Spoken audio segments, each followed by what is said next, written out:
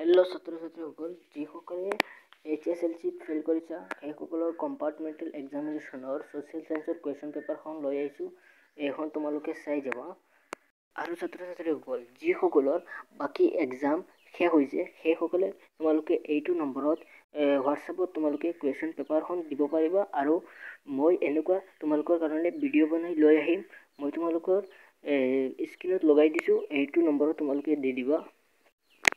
আৰু ছাত্ৰ-ছাত্ৰীসকল, তোমালোকৰ প্ৰথমটো কুৱেশ্যন হৈছে তলত দিয়াবোৰৰ কোনটো শক্তিৰ অপৰম্পৰাগত উৎস? উত্তৰ হৈছে বি নম্বৰ। আৰু 2 নম্বৰ কুৱেশ্যন হৈছে তোমালোকৰ পৃথিৱীৰ ভূমিভাগৰ কিমান পৰিমাণ মৰুকৰণে প্ৰভাৱিত কৰিছে? উত্তৰ হৈছে ডি নম্বৰ।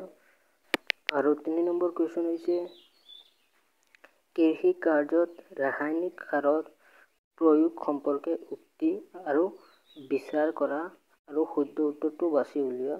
উত্তৰটো হৈছে তোমালোকৰ এ নম্বৰ।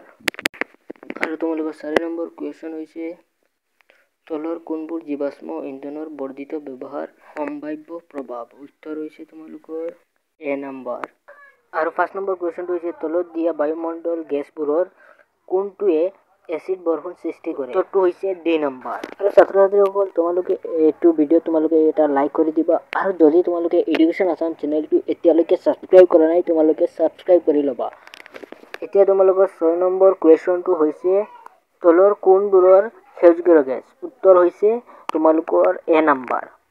আৰু 7 নম্বৰ কুৱেশ্যন হৈছে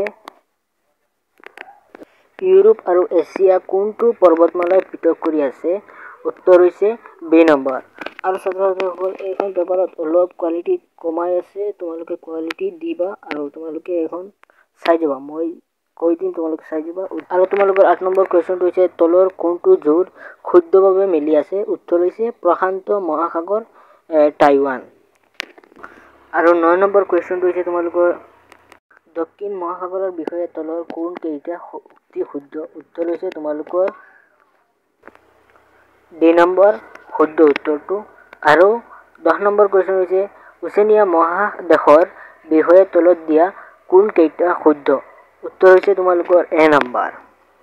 আৰু তোমালোকৰ 11 নম্বৰ কুৱেশ্যনটো হৈছে তলত দিয়া তালিকাখন চোৱা আৰু তলত দিয়া বিকল্পসমূহৰ পৰা মহাদেশ আৰু দেশসমূহৰ শুদ্ধ উত্তৰ বাছি উলিওৱা। উত্তৰটো হৈছে তোমালোকৰ চি নম্বৰ। 12 নম্বৰ কুৱেশ্যন হৈছে তোমালোকৰ অসম ৰাজ্যখন ধৰ্মীয়, ভাষিক, সামাজিক আৰু সাংস্কৃতিক বৈচিত্ৰ্যময় ভূমি। আৰু আৰটো হৈছে তোমালোকৰ বিভিন্ন সময়ত নানান জনগোষ্ঠী আৰু ভাষাভাষীৰ লোকৰ আগমনৰ ফলতেই বৰ্তমানৰ জনগোষ্ঠীটোৰ সৃষ্টি হৈছে। তোমালোকৰ উত্তৰটো হৈছে তোমালোকৰ চি নম্বৰ। আৰু ছাত্ৰ-ছাত্ৰীসকল, এইখনত তোমালোকৰ কুৱেশ্যন আনচাৰবোৰ চিনি নোপোৱা হৈছে, তোমালোকে হোৱাটছএপত ভালদৰে এখন ফটো তোমালোকে দি দিবা। মই তোমালোকৰ এই MCQ-খিনি মই সকলো MCQ-খিনি ছল্ভ কৰি দিম। তোমালোকে হোৱাটছএপত দি দিবা তোমালোকে কুৱেশ্যন পেপাৰখন। আৰু যিখন তোমালোকৰ এক্সাম শেষ হৈছে প্ৰশ্ন তোমালোকে পঠিয়াই দিবা। মই এনেকুৱা ভিডিঅ' আকাৰে লৈ আহিম।